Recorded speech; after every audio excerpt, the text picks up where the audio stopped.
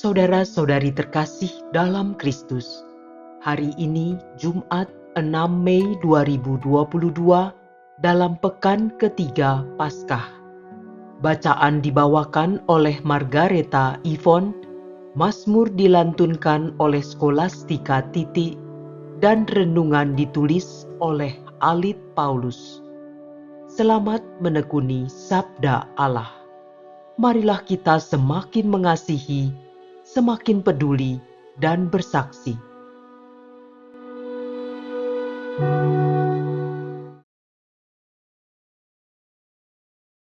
Bacaan dari Kisah Para Rasul, bab 9 ayat 1 sampai dengan 20.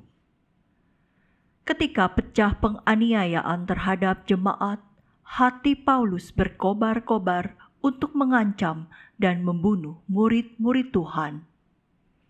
Ia menghadap imam besar dan meminta surat kuasa daripadanya untuk dibawa kepada majelis-majelis Yahudi di Damsyik, supaya jika ia menemukan laki-laki atau perempuan yang mengikuti jalan Tuhan, ia menangkap mereka dan membawa mereka ke Yerusalem.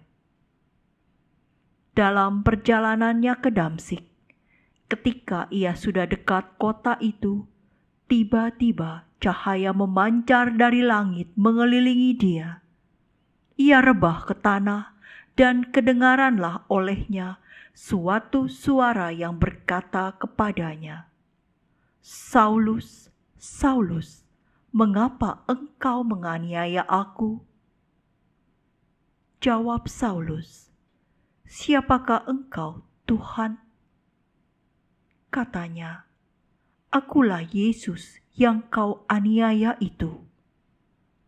Tetapi bangunlah dan pergilah ke dalam kota. Di sana akan dikatakan kepadamu apa yang harus kau perbuat." Maka termangu-mangulah temannya seperjalanan, karena mereka memang mendengar suara itu, tetapi tidak melihat seorang jua pun. Saulus bangun dan berdiri, lalu membuka matanya, tetapi ia tidak dapat melihat apa-apa. Teman-temannya harus menuntun dia masuk ke Damsyik.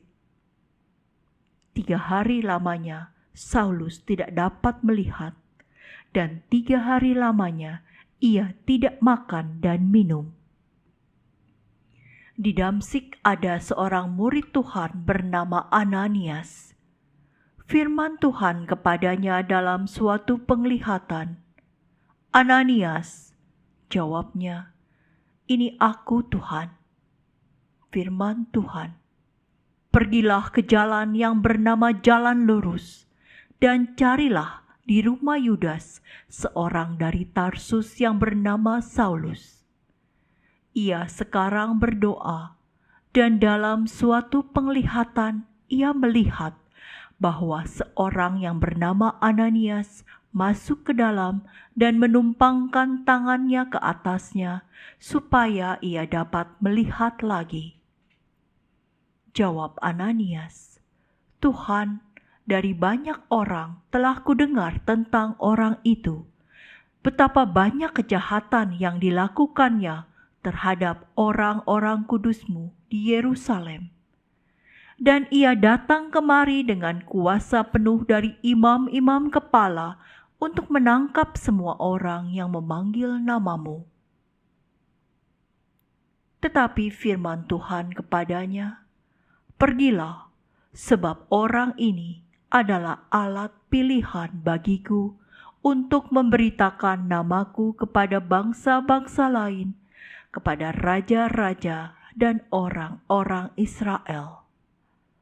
Aku sendiri akan menunjukkan kepadanya betapa banyak penderitaan yang harus ia tanggung oleh karena namaku." Lalu pergilah Ananias ke situ dan masuk ke rumah itu. Ia menumpangkan tangannya ke atas Saulus. Katanya, "Saulus, saudaraku, Tuhan Yesus telah menampakkan diri kepadamu di jalan yang engkau lalui. Telah menyuruh aku kepadamu supaya engkau dapat melihat lagi dan penuh dengan Roh Kudus. Dan seketika itu juga, seolah-olah ada selaput gugur dari matanya, sehingga Saulus dapat melihat lagi. Saulus bangun lalu dibaptis. Dan setelah ia makan, pulihlah kekuatannya. Saulus tinggal beberapa hari bersama-sama dengan murid-murid di Damsyik.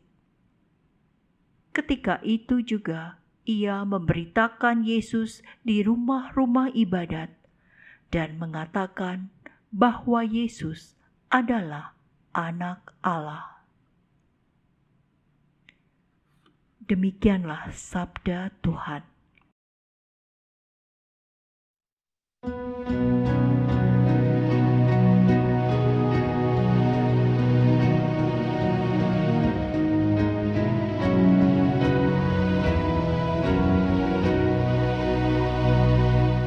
Pergilah ke seluruh dunia dan wartakanlah Injil. Pujilah Tuhan, hai segala bangsa, megahkanlah Dia, hai segala suku bangsa. Pergilah ke seluruh dunia dan wartakanlah Injil. Sebab kasih-Nya hebat atas kita dan kesetiaan Tuhan untuk selama-lamanya. Pergilah ke seluruh dunia dan wartakanlah Injil.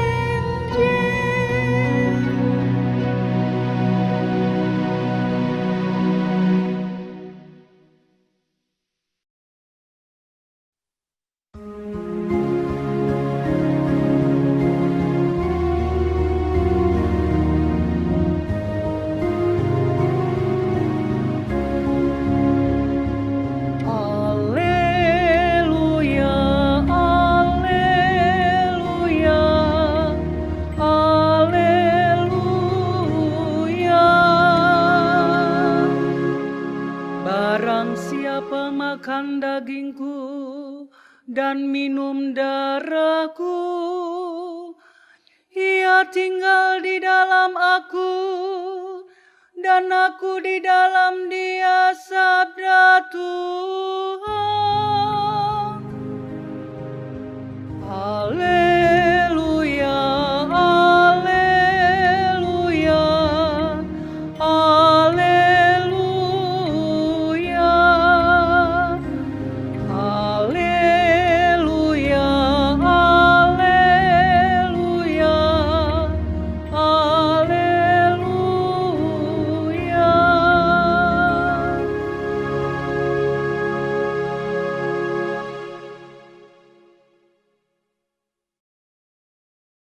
Inilah Injil suci menurut Yohanes, bab 6 ayat 52 sampai dengan 59.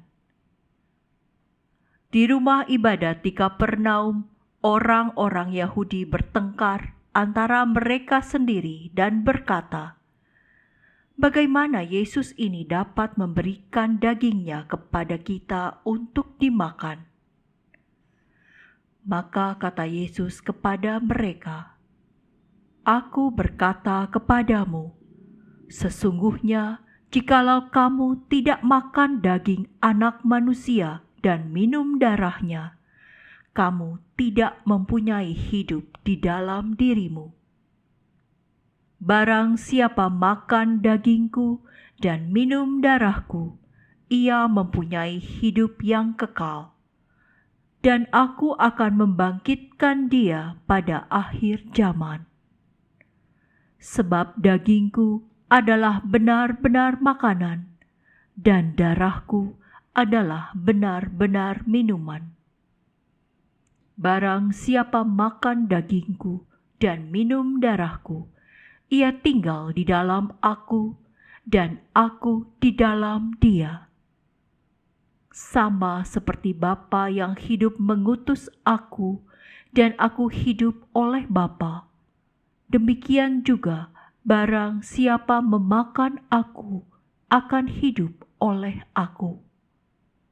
Akulah roti yang telah turun dari surga, bukan roti seperti yang dimakan nenek moyangmu dan mereka telah mati.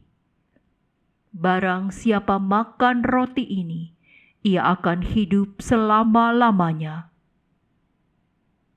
Semuanya ini dikatakan Yesus di Kapernaum ketika ia mengajar di rumah ibadat. Demikianlah sabda Tuhan.